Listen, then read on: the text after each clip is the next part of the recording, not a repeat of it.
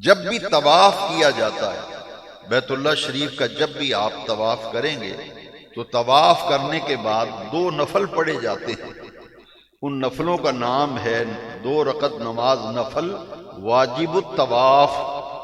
واجب الطواف یہ 2 نفل کہاں پڑھنے کا حکم ہے؟ مقام ابراہیم کے پاس.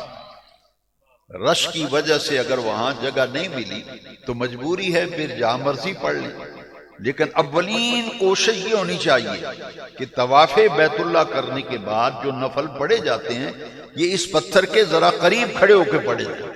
اسے جائے نماز بنانے کا حکم ہے، اس لیے کہ باقی تمام صحن حرم میں اور پورے حرم میں جہاں بھی نفل پڑھیں گے ادا تو ہو جائیں گے، لیکن قبولیت کا جو درجہ اور مقام اس پتھر کے قرب میں نماز پڑھنے کا ہے وہ کسی اور جگہ پہ نہیں.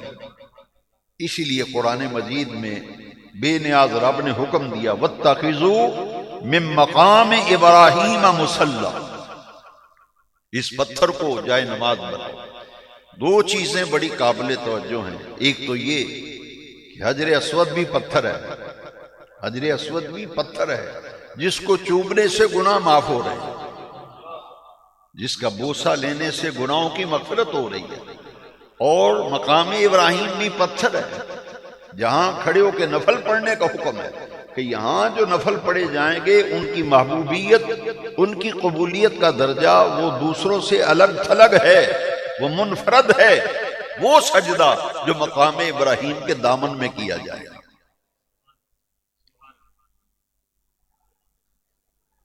اور یہ عزتیں ملی اور حکم ہوا کہ اس پتھر کے قریب کھڑے ہو کے نفل پڑھو اور واجب الطواف کے 2 نفل پڑھو. دوسرے نفل پڑھنے وہ بھی پڑھو، کیونکہ اس پتھر کو یہ عظمت ملی ہے. اور عظمت کی ایک وجہ جو ہے وہ یہی ہے کہ یہاں کھڑے ہو کر کعبے کی تعبیر کی گئی. اور دوسری فضیلت یہ ہے کہ جب کعبہ بنا لیا تو رب ذوالجلال نے حضرت ابراہیم علیہ السلام سے فرمایا اے پیارے ابراہیم میرا گھر تعمیر کیا ہے تو مانگیے تعمیر بیت اللہ پہ کیا مانگتے ہیں؟ حضرت ابراہیم خلیل اللہ علیہ السلام پیغمبر خدا خلیل خدا عرض کرتے ہیں باری تعالیٰ کوئی مزدوری کوئی معاوضہ اجرت تعمیر بیت اللہ پر ہرگز نہیں مانگتا. ربنا تقبل منا انک انت السمیع العلیم، تیرا گھر بنایا ہے، بنانا اپنی بارگاہ میں قبول فرما لے. اللہ کریم نے فرمایا بیت اللہ کی تعمیر تو قبول ہو گئی، ہم نے یہ عمل قبول کر لیا ہے، لیکن مانگیے تعمیر بیت اللہ پر آپ کو انعام دینا چاہتا ہوں، مانگیے مجھ سے.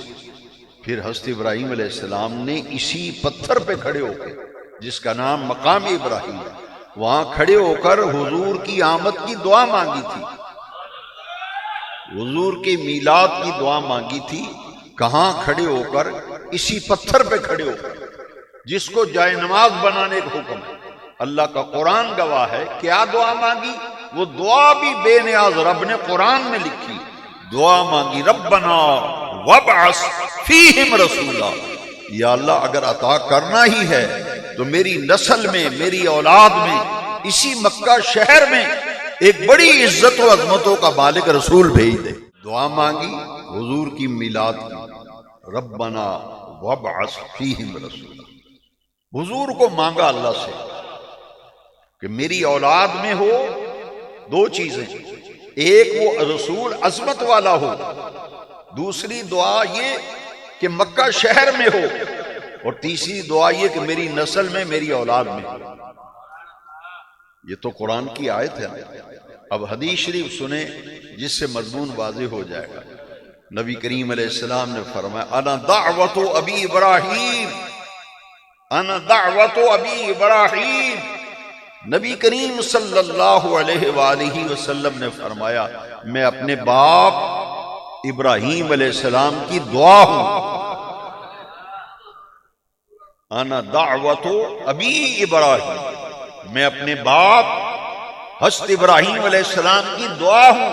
وہ دعا جو بیت اللہ کی تعمیر پر خلیل اللہ نے مانگی تھی، حضور فرماتے ہیں میں اپنے باپ حضرت ابراہیم علیہ السلام کی وہ دعا ہو، وہ دعا ہو جس پتھر پہ کھڑے ہو کے میلاد النبی کی دعا مانگی تھی، اس پتھر کو یہ مقام ملا کہ وَاتَّخِذُوا مِن مَّقَامِ إِبْرَاهِيمَ مُصَلًّى۔